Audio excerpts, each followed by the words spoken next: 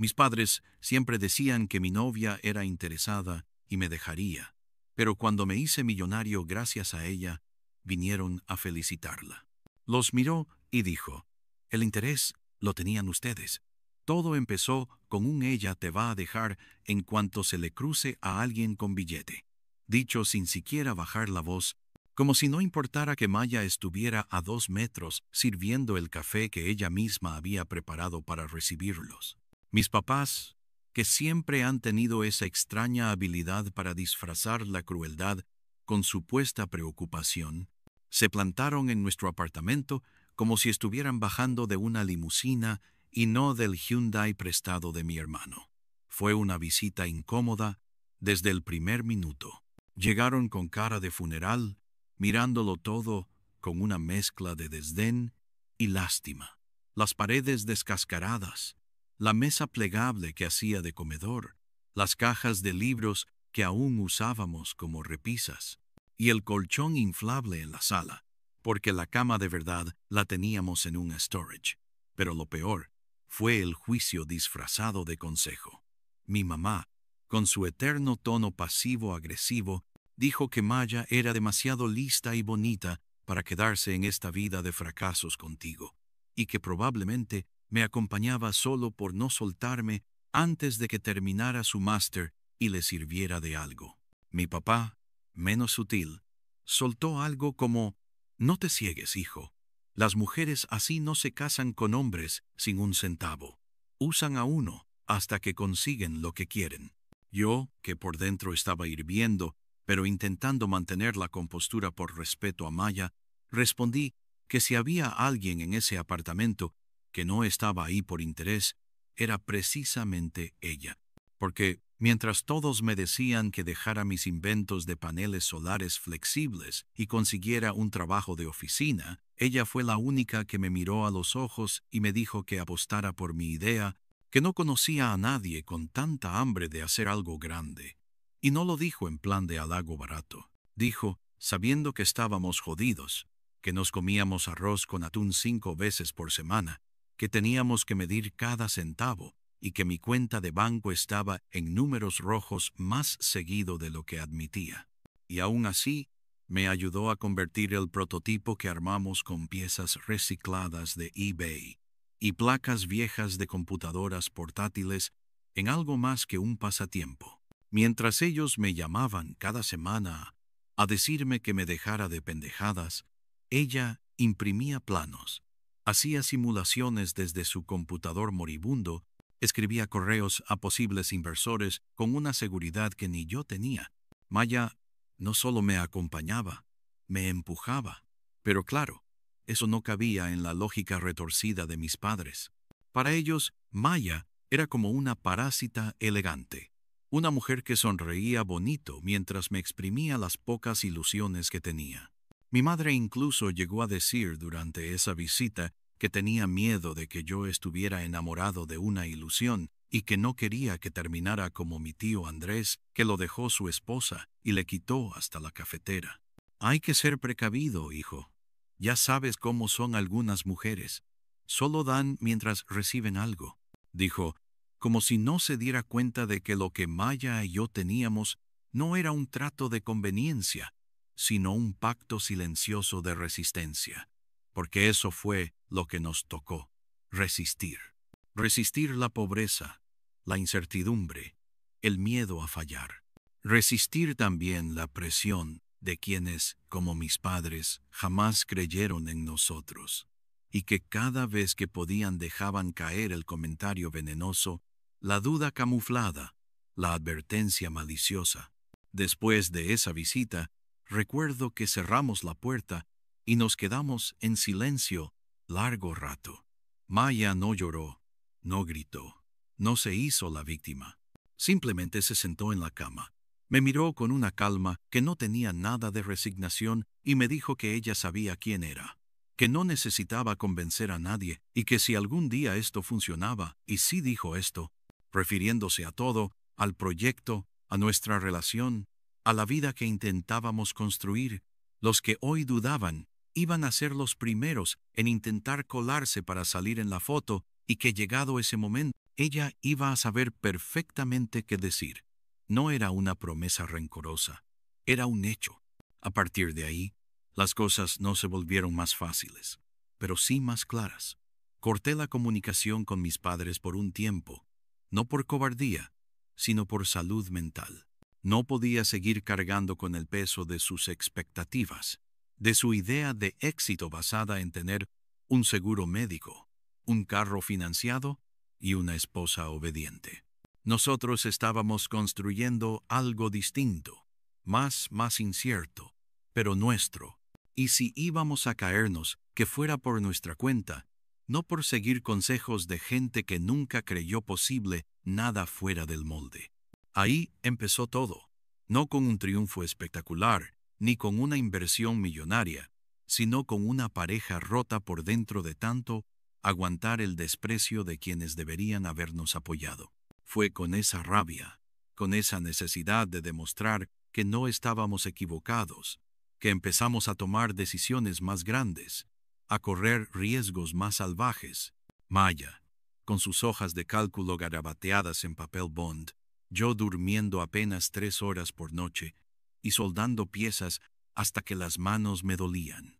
Cada paso que dábamos era una respuesta, cada centavo que juntábamos era una victoria.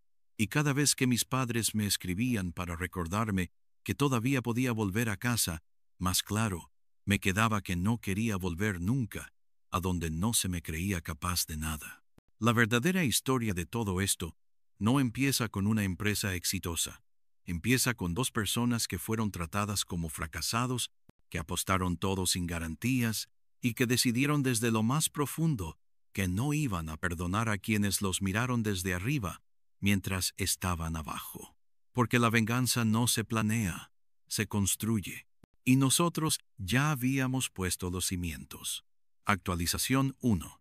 Pasaron poco más de 3 meses desde esa última visita de mis padres, y aunque no volvieron a presentarse en la puerta, los comentarios no cesaron del todo. Siempre encontraban la forma de colarse en llamadas rápidas que fingían ser solo para saber cómo estás en mensajes de voz, donde mi mamá, con su tono dulzón cargado de veneno, me decía que no era tarde para poner los pies sobre la tierra y buscar un empleo de verdad. Incluso, mi papá me mandó una vez un link a una vacante en una oficina de seguros diciéndome que no era glamoroso, pero al menos pagaba puntual. Maya me miraba con resignación cada vez que aparecían esas notificaciones en la pantalla de mi celular, como si ya supiera lo que venía antes de que yo siquiera lo abriera. Yo respondía cada vez menos, no por falta de respeto, sino porque empezaba a cansarme de explicar lo que estaba haciendo a personas que no querían entenderlo, que solo estaban esperando el momento de decir, te lo dije cuando fracasáramos. Pero mientras ellos seguían esperando que todo se viniera abajo, nosotros comenzábamos por primera vez a ver una pequeña luz entre tanto caos. Fue en una noche absurda, de esas en que ya te das por vencido y solo sigues por inercia. Cuando Maya, medio dormida en el sofá con la laptop sobre el pecho, encontró un foro de emprendedores locales. Subió unas fotos mal tomadas de nuestro prototipo, que no era más que una especie de alfombra enrollable con paneles adheridos, y explicó cómo funcionaba. No teníamos ni nombre para el invento, solo un esquema básico y un par de simulaciones en Excel que juraban que el rendimiento era real. A las pocas horas, un tipo llamado Ron, dueño de una cafetería en East Austin, respondió. Quería algo que le permitiera presumir de usar energía solar sin tener que instalar un sistema de blend de 10-0. Le interesaba algo experimental con estética artesanal, y lo nuestro le parecía una rareza intrigante. Nos citó en su local, un sitio diminuto con sillas recicladas y música folk que sonaba desde un tocadiscos. Llegamos con una mochila rota, el prototipo envuelto en una manta y los nervios apretando el pecho como si fuéramos a una entrevista para la NASA. Le explicamos el sistema con un entusiasmo que, honestamente, no sé si sonaba convincente o desesperado. Ron escuchó todo, se rascó la barba Probó una vez el prototipo, hizo algunas preguntas y luego, como si no estuviéramos al borde del colapso financiero, dijo: «Me gusta. No tengo mucha plata, pero si me lo instalan ustedes mismos, les pago 100». Yo casi me río. Pensé que era una broma. Maya me miró como si no creyera lo que había oído. Y en ese momento entendí que, aunque parecía poco, era nuestra primera venta real. Salimos de ahí como si hubiéramos ganado una licitación estatal. Caminamos las 8 cuadras de regreso con los pies flotando y esa sensación rara de haber cruzado una línea invisible entre soñar y hacer. Con ese dinero hicimos malabares. Pusimos al día la renta, compramos materiales nuevos, los primeros sin tener que endeudarnos, y nos dimos un lujo que parecía impensable. Un paquete de cervezas frías y 2 hamburguesas completas en el Food Truck que siempre mirábamos con deseo, pero sin poder pagar. Esa noche comimos en el porche del pequeño apartamento como si estuviéramos en la terraza de un hotel 5 estrellas. No había música ni velas, pero había algo que no teníamos desde hacía meses: esperanza. Maya me miró entre bocado y bocado y me dijo que ahora sí íbamos a empezar a bonito, que la siguiente venta no iba a tardar tanto y que después de una venían 3 y después 10. Yo no estaba tan seguro, pero su convicción era tan firme que decidí creerle sin hacer preguntas. Siempre fue así. Cuando a mí me fallaba la fe, ella sacaba la suya para sostenernos a los dos. Fue en ese mismo mes, cuando estábamos celebrando el segundo prototipo vendido, que me atreví a contarle a mis padres que ya habíamos hecho nuestra primera venta. No lo dije con la intención de alardear, sino porque aún de forma torpe y tal vez ingenua, deseaba que se sintieran orgullosos. Les mandé un mensaje de voz en el que resumía la historia. Les conté sobre la cafetería, la instalación, el pago, todo.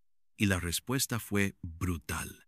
Mi madre, sin perder un segundo, me llamó para preguntarme si Maya había empujado al cliente a aceptar el producto, porque las mujeres tienen formas de manipular a los hombres. Y seguramente él no lo hizo por el prototipo, sino porque le gustó mi novia. No entendí si lo decía como insulto o como teoría retorcida. Lo que sí entendí es que no importaba lo que hiciéramos, nunca iba a ser suficiente para ella. Mi padre, más seco y directo, dijo que con cero no se construye un futuro, y que aún estaba a tiempo de aceptar una oferta de empleo que me había conseguido su amigo de la iglesia. Me habló como si yo hubiera robado algo, como si hubiera cometido una traición al rechazar el camino que ellos habían planificado para mí desde que tenía uso de razón. Colgué sin decir una palabra. No discutí, no les grité, no me defendí porque ya no me interesaba convencerlos de nada. Esa noche le conté a Maya, y ella, como siempre, no reaccionó con rabia, sino con una serenidad casi peligrosa. Me dijo que me concentrara en las personas que sí creían, que dejara de mendigar validación donde solo había juicio. Tus papás quieren un hijo que les dé razones para dormir tranquilos, no uno que rompa su molde. Y tú naciste para romperlo todo, incluso la forma en que ellos entienden el éxito, dijo mirándome desde su lado de la cama mientras subrayaba ideas en su libreta. Yo me quedé en silencio viéndola, pensando en cómo era posible que ella viera en mí más de lo que yo mismo era capaz de ver. Esa semana, por primera vez, decidimos ponerle nombre a lo que hacíamos. Lo escribimos en la ventana empañada de la sala con un plumón viejo: Kairos, una palabra que Maya amaba, porque según me explicó, era un concepto griego para describir el momento exacto en que algo importante sucede. Ese nombre, pintado en la ventana de un apartamento con goteras y sin calefacción buena, fue el primer símbolo de que íbamos en serio. Ya no era un pasatiempo, ya no era un intento, ya no era un capricho de un tipo necio con una novia inteligente. Era un proyecto, y ese proyecto, aunque todavía no nos diera dinero suficiente para dejar de contar las monedas, Ya nos daba lo más importante que habíamos tenido en meses: dirección. Mientras mis padres seguían pensando que estábamos viviendo una fantasía condenada al fracaso, nosotros, sin decir nada, ya estábamos construyendo el camino que nos iba a sacar de ahí. Y lo sabían. Lo iban a ver aunque no quisieran, aunque lo negaran, aunque les ardiera en lo más profundo. Actualización 2. Pasó más de 1 año y medio desde que instalamos ese primer prototipo en la cafetería de Ron, y si cierro los ojos, todavía puedo escuchar el zumbido de las herramientas baratas, el olor a soldadura improvisada y el eco de nuestras discusiones a las 3 de la mañana sobre voltaje, microcontroladores y estructuras que no colapsaran con la primera lluvia de Texas.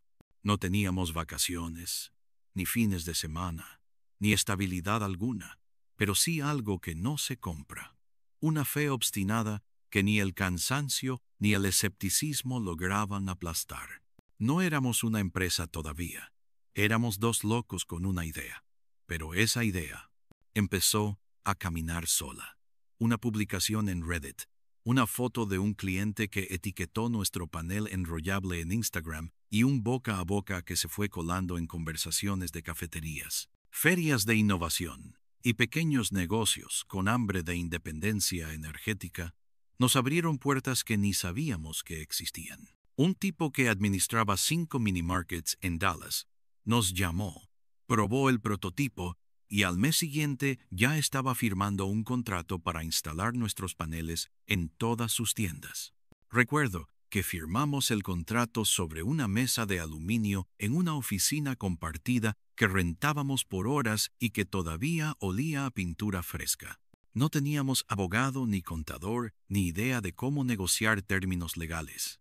Pero teníamos a Maya, que se había leído 3 libros de emprendimiento y se había fumado todos los videos posibles de fundadores que hablaban de equity, escalabilidad, márgenes y todo ese lenguaje que aprendíamos a golpes. Fue ella quien redactó el primer acuerdo formal que firmamos. Ella quien puso en pausa su propia búsqueda de trabajo como ingeniera, porque según sus palabras, esto va a ser más grande que cualquier empleo que me puedan dar. Yo la escuchaba y quería creerle, pero también me carcomía el miedo. ¿Y si no funcionaba? ¿Y si se estaba quemando por nada? ¿Y si al final de todo solo quedábamos con deudas y resentimiento? Pero la vida, cuando quiere callar bocas, no lo hace en silencio. Después de ese contrato en Dallas, un inversor ángel, uno de esos tipos que parecen salidos de una película, con camisa de lino, relojes que valen más que mi auto entero y la sonrisa confiada de quien siempre gana, nos llamó tras ver nuestra historia en una nota de un blog tecnológico.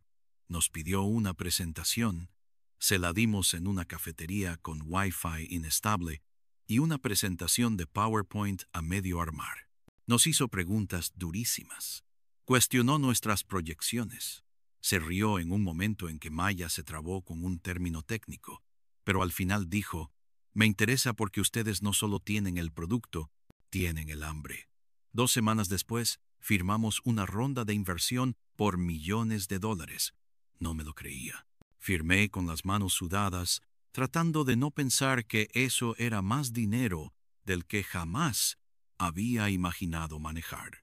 Maya lloró en silencio, sin drama, solo un par de lágrimas que le cruzaron la cara mientras apretaba fuerte mi mano debajo de la mesa.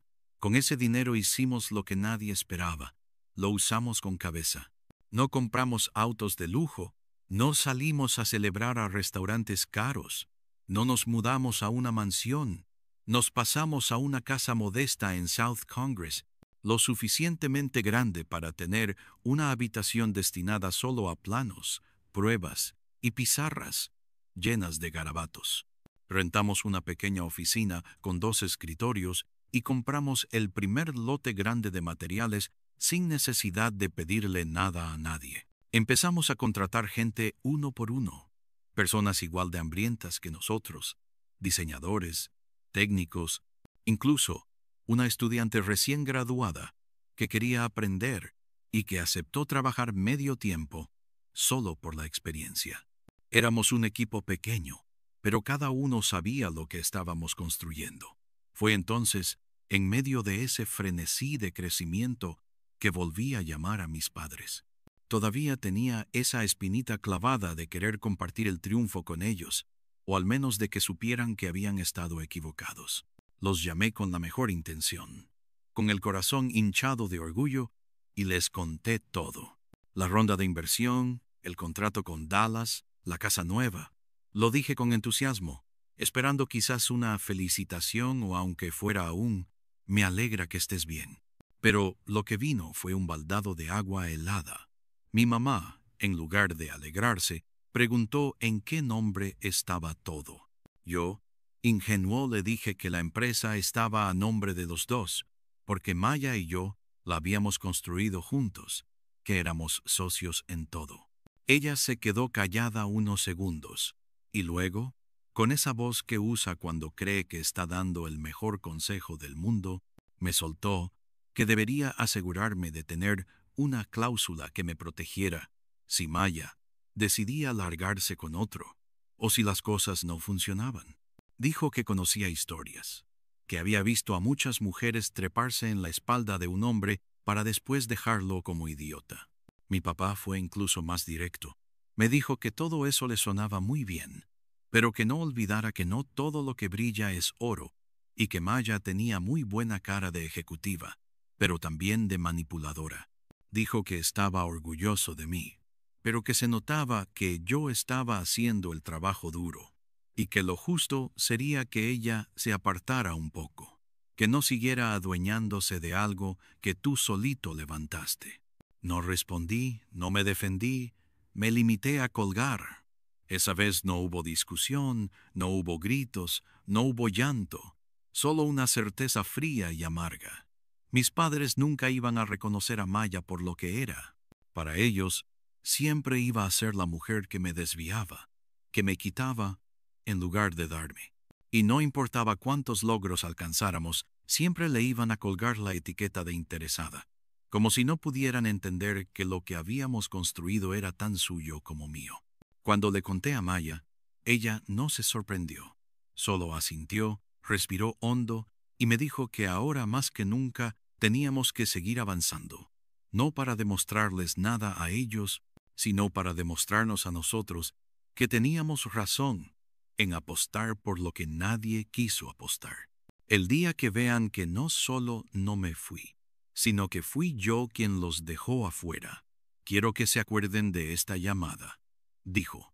Yo asentí en silencio, porque en el fondo yo también quería ver ese momento, no por rencor, sino por justicia, porque hay cosas que no se arreglan con disculpas. Hay cosas que solo se curan cuando el silencio de los que no creyeron se vuelve insoportable. Y nosotros, aunque no lo dijéramos en voz alta, estábamos trabajando todos los días para que ese silencio llegara. Y cuando llegara, íbamos a estar listos. Actualización 3. Pasaron más de 2 años y medio desde aquella primera instalación improvisada en la cafetería de Ron. Y para entonces, nuestra vida ya no se parecía en nada a esos días en los que nos sentábamos en el suelo a dividir los centavos para ver si alcanzaba para arroz o para papel higiénico. No fue un salto repentino ni una subida gloriosa. Fue una pelea constante contra problemas nuevos, un aprendizaje que dolía más de lo que a veces queríamos admitir, y una serie de decisiones que en retrospectiva solo tomamos porque estábamos demasiado locos como para entender que era un suicidio financiero, y aún así funcionó. Kairos no solo era una empresa registrada, era una marca que empezaba a colarse en espacios donde jamás pensamos tener presencia. Tuvimos que contratar a un equipo de marketing que nos enseñó lo que era una identidad visual, una agencia de contabilidad que ordenó todo el caos que teníamos en planillas de Excel fórmulas, y un grupo legal que apenas podía creer que hubiéramos levantado contratos de distribución sin asesoría formal. Nos habían llamado la pareja de los paneles solares en una columna de una revista local de innovación, y para cuando nos dimos cuenta, la nota se volvió viral entre círculos de inversión. estudiantes de ingeniería y emprendedores de Texas que ahora nos escribían para pedir consejos o directamente ofrecer dinero para subirse a lo que ellos llamaban el próximo cohete del sector verde. No nos volvimos ricos de la noche a la mañana, pero sí dejamos de tener que revisar la cuenta bancaria antes de comprar una pizza. Cambiamos la casa modesta en South Congress por una propiedad un poco más grande en Travis, con un taller detrás que convertimos en nuestro nuevo laboratorio personal. Las paredes estaban llenas de ideas, de cables, de prototipos abandonados y de un olor permanente a pegamento industrial. Maya dormía con la laptop en la cama la mitad de las noches, y yo empecé a padecer de insomnio, no por estrés, sino por la adrenalina constante de saber que lo que estábamos haciendo ya no era un sueño, sino una realidad que avanzaba a pasos tan grandes que a veces ni alcanzábamos a medir el siguiente. Cairo se convirtió en el tipo de proyecto que empezaba a llamar la atención de universidades, pequeñas ciudades que querían implementar soluciones limpias, e incluso uno que otro político que solo nos quería para las fotos. Pero igual terminaba firmando convenios de subsidio que nos daban oxígeno para escalar. Fue en medio de todo eso que recibimos un correo que nos hizo reír de la pura incredulidad. Provenía de la universidad donde Maya había hecho su máster, anunciando que la querían incluir en su boletín como ejemplo de innovación aplicada al impacto social. Le ofrecieron una entrevista, una mención especial en una ceremonia de egresados y hasta un video corto donde mostrarían el avance de nuestra empresa. Ella aceptó con calma, sin emoción exagerada. Pero yo vi el brillo en sus ojos cuando colgó. Esa noche, en medio del ruido de los ventiladores de los servidores y la cafetera automática que no paraba, me dijo que si alguna vez había dudado de todo, ya no quedaba rastro. Porque cuando las mismas instituciones que te ignoraron comienzan a presumir de ti, es que estás ganando, aunque no te des cuenta. El artículo salió 2 semanas después con fotos nuestras en el taller, una entrevista donde Maya hablaba de sostenibilidad, democratización energética y acceso comunitario. Y una breve historia de cómo empezamos en un garaje sin herramientas. Lo que no esperábamos era que esa nota llegara a mis padres. Alguien se las mandó, probablemente un conocido en común. Y lo siguiente que supe fue que se aparecieron en la recepción de nuestras oficinas sin anunciarse, vestidos como si fueran a una fiesta de gala, con las sonrisas bien puestas y la actitud de quienes fingen que no ha pasado absolutamente nada. La recepcionista, sin saber toda la historia detrás, los hizo pasar creyendo que eran clientes importantes. Y así, sin más, entraron a la sala de juntas, donde Maya y yo estábamos revisando presupuestos para la siguiente fase de expansión.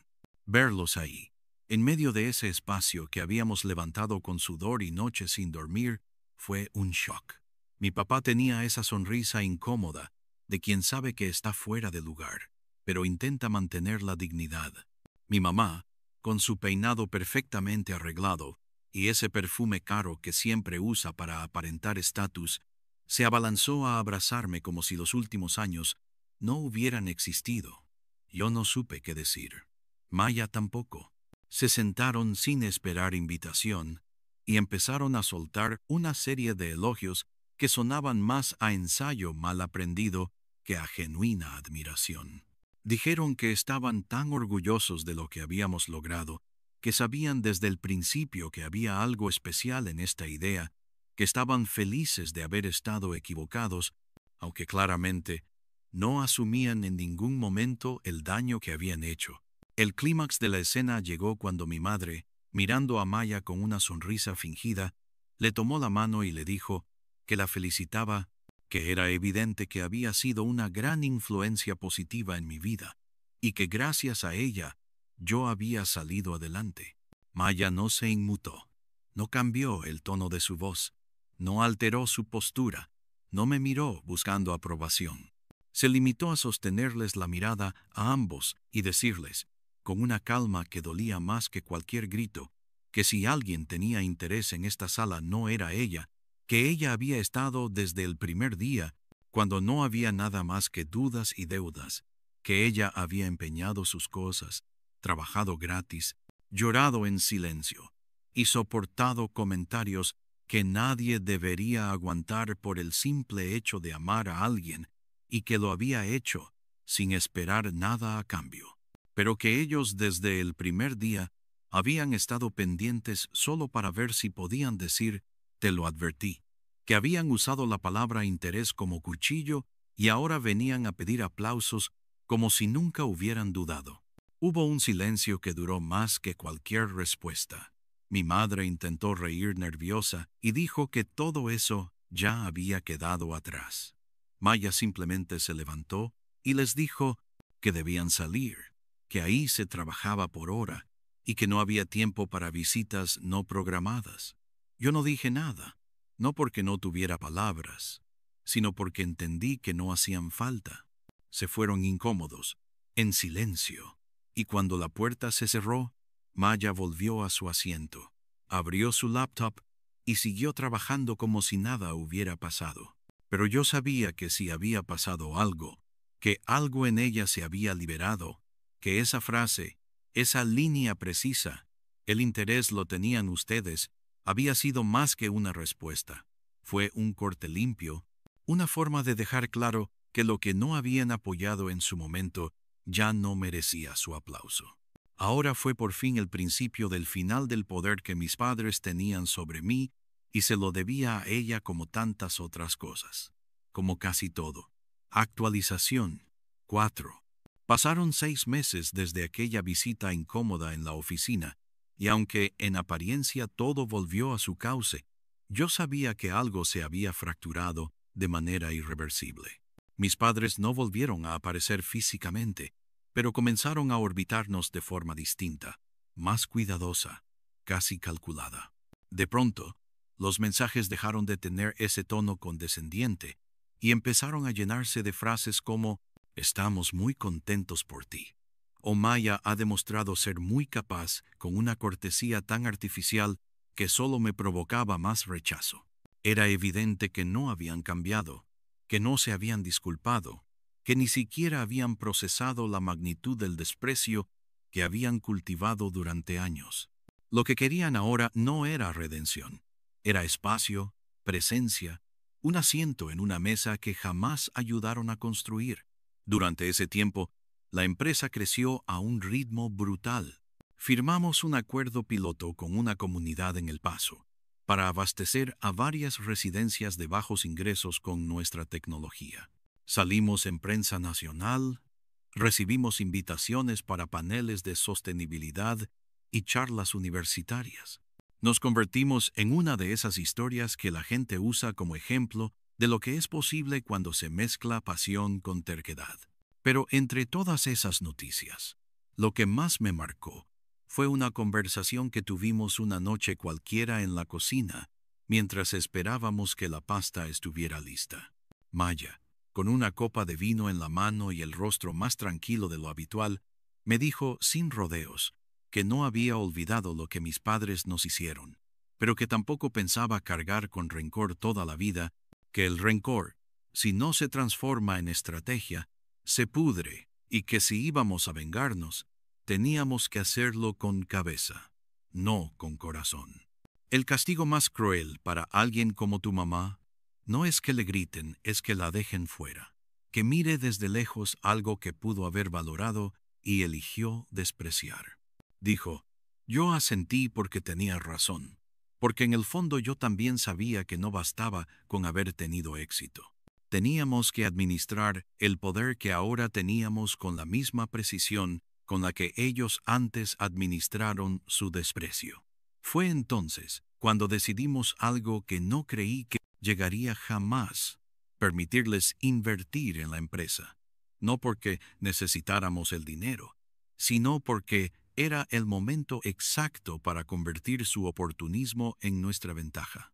Les escribí un correo corto formal donde les ofrecía la posibilidad de participar en la siguiente ronda privada de inversión con las mismas condiciones que cualquier otro socio pasivo. Les aclaré que no tendrían derecho a voto, ni lugar en las decisiones estratégicas, ni presencia en la junta directiva. Solo participación proporcional a lo que pusieran. Maya lo leyó antes de enviarlo, y con una sonrisa irónica, sugirió añadir una línea más. Esta oferta vence en 72 horas. No se renovará. Lo hicimos, lo mandé, y como esperábamos, aceptaron. No tardaron ni un día en responder. Mi mamá dijo que era una gran oportunidad y que estaban emocionados de finalmente poder ser parte del legado. Mi papá, en cambio, se limitó a escribir que confiaba en nuestro criterio. Esa frase me revolvió el estómago. Cuando firmaron, se tomaron una foto con el contrato y me la enviaron. Mi madre sonriente, como si finalmente todo lo que había pasado antes no importara. Como si su rostro no fuera el mismo que años atrás me dijo que Maya se iría en cuanto tuviera algo mejor. Como si no hubieran tratado de aplastarnos por años, solo porque no encajábamos en su maldito molde. Lo firmaron, sí, pero no sabían lo que venía, porque junto con su inversión, activamos una cláusula de recompra preferencial, diseñada con ayuda de nuestro nuevo equipo legal, que nos daba la posibilidad de recomprar sus acciones a valor base en caso de ciertas condiciones que, gracias a su torpeza, cumplieron casi de inmediato. La más importante, violación de la cláusula de confidencialidad y comportamiento incompatible con los valores de la marca. Bastó una publicación en Facebook donde mi madre insinuaba que siempre habían apoyado nuestra empresa y otra donde se refería a Maya como la chica que convenció a nuestro hijo de seguir su idea para que activáramos la cláusula. Sin titubear, les enviamos la notificación legal una semana después con todos los documentos en orden.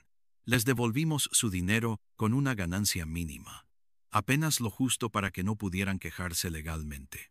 Maya insistió en que no les diéramos ni un centavo extra, porque cada dólar que ganaran, por lo que una vez despreciaron, era una falta de respeto a nuestra historia. No discutí. Estaba de acuerdo. La notificación fue fría, directa, sin adornos. Un resumen claro de por qué ya no eran parte de nada. No respondieron de inmediato.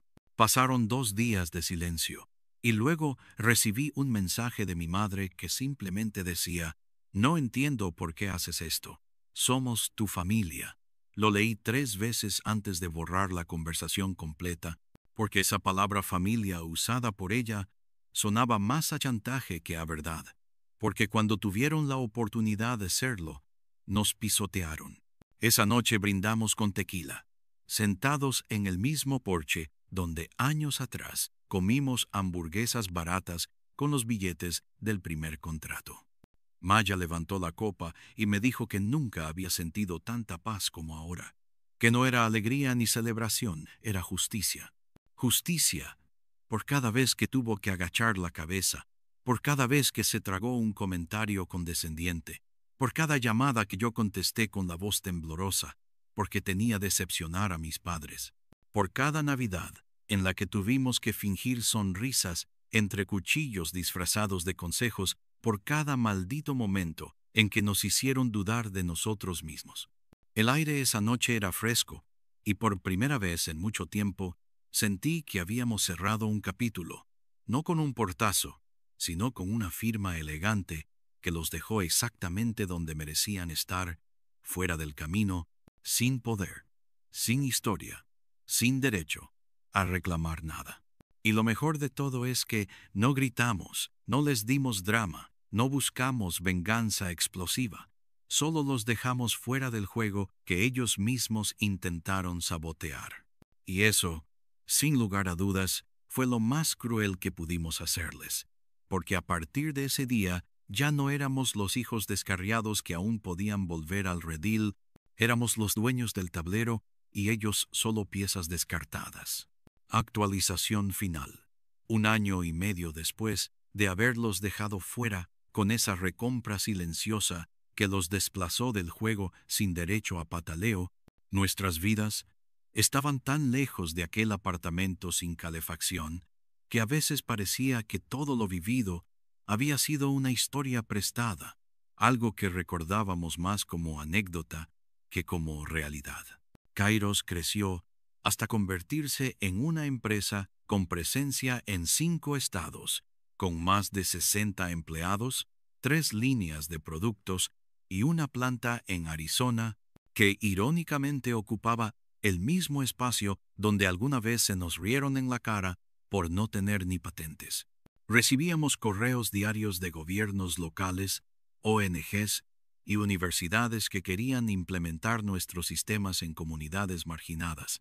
Habíamos cerrado contratos con cadenas de hoteles y estaciones de carga para vehículos eléctricos. Lo que habíamos creado ya no era un experimento. Era una revolución silenciosa que se había construido sobre cada piedra que nos arrojaron al principio. Nuestra casa ya no era modesta, pero tampoco ostentosa. Era exactamente lo que queríamos. Un lugar con paredes blancas y amplias, techos altos, mucha luz natural y un jardín trasero donde cabía el taller que siempre soñamos.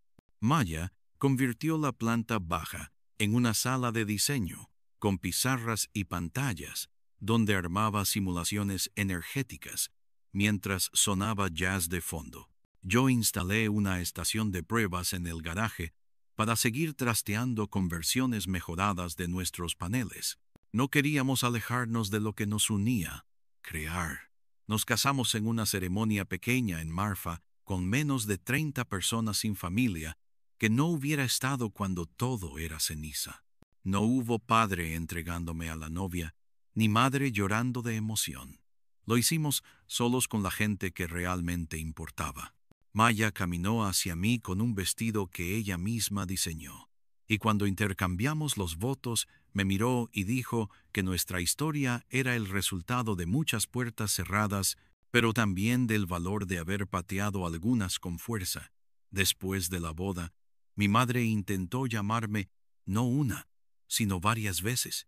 Lo supe, porque empezó a dejar mensajes de voz, unos más pasivos, otros más insistentes, algunos incluso con ese tono lastimero que solo ella sabe usar cuando necesita que parezca que es víctima de su propia creación. Nunca respondí. A veces escuchaba unos segundos solo para confirmar que nada había cambiado. Queremos verte. Tu papá pregunta por ti. No queremos perdernos lo que estás logrando. Pero era claro que no había arrepentimiento, solo necesidad, solo esa urgencia de no quedarse afuera mientras el mundo los pasaba por encima. De pronto empezaron a compartir artículos sobre nuestra empresa en Facebook. Comentaban como si fueran accionistas honorarios, como si lo que habían hecho antes no existiera. Estamos tan orgullosos de nuestro hijo emprendedor, escribía mi madre, y yo sentía una mezcla de rabia y risa amarga. Porque qué fácil es presumir del fruto cuando no fuiste parte de la siembra. Qué descaro es escribir la historia como si siempre hubieras estado ahí. La gota final llegó durante Acción de Gracias. Maya, que siempre había sido más paciente que yo, me propuso algo que al principio me costó procesar. Me dijo que los invitáramos a cenar, no por perdón ni por reconciliación, sino porque había una última pieza que quería colocar en su sitio. Yo dudé. Me sentí dividido entre el orgullo herido y la posibilidad de cerrar esa historia de una vez por todas, pero accedí. Les enviamos una invitación formal por correo, sin adornos, sin adulación, sin promesas de afecto. Solo la fecha, la dirección y una línea clara. Confirma tu asistencia. No hay espacio para más sillas. Llegaron puntuales, vestidos como si fueran al country club, con una botella de vino que claramente habían comprado solo para impresionar. Mi madre fingía alegría, mi padre fingía humildad. Maya los recibió con una sonrisa cortés, sin más. La cena fue tensa, salpicada de frases incómodas y silencios largos. Mi padre preguntó por cifras de la empresa como si de pronto entendiera del negocio. Mi madre elogió la decoración como si nunca nos hubiera dicho que nuestra vida se veía de clase media baja. Pero lo que no sabían era que la cena no era la parte importante, lo era el brindis. Cuando todos estábamos con la copa en la mano, rodeados de nuestro equipo cercano, nuestros amigos, los socios reales que habían estado desde el principio, Maya se puso de pie.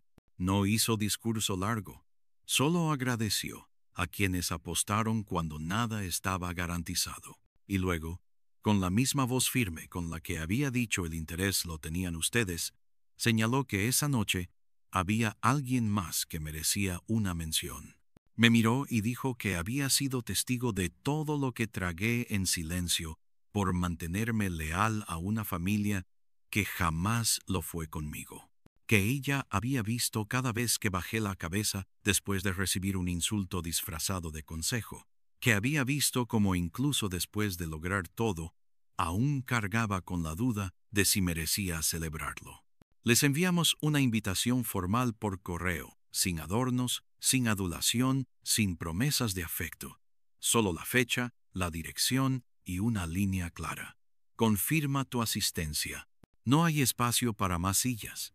Llegaron puntuales, vestidos como si fueran al country club, con una botella de vino que claramente habían comprado solo para impresionar.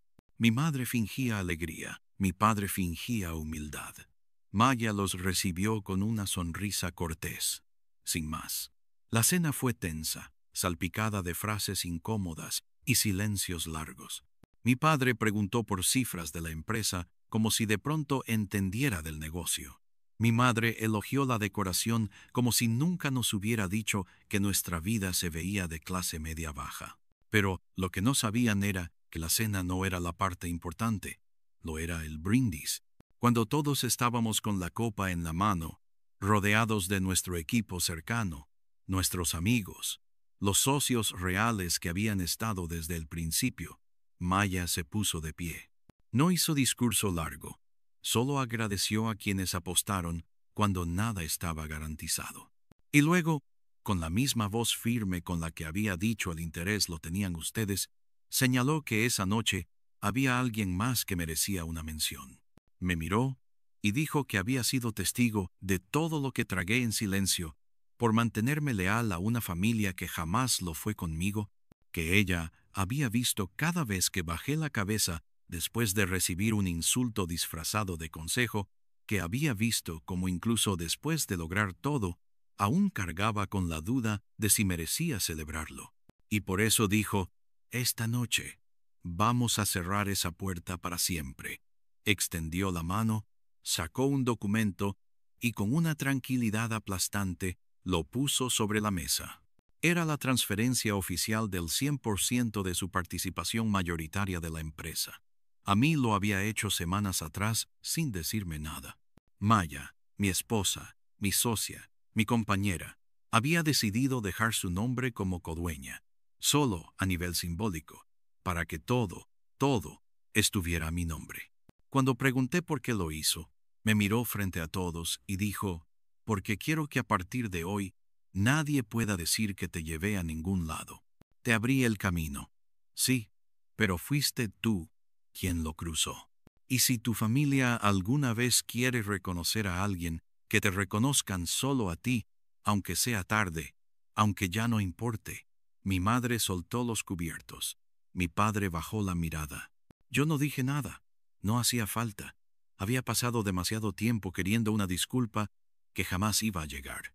Pero esa noche, en esa mesa, rodeado de la gente que sí estuvo, entendí que lo único que necesitaba era verlos sentados ahí en silencio, frente a todo lo que intentaron negar. Y saber que, aunque hubieran querido formar parte del final, no habían escrito ni una sola línea del camino.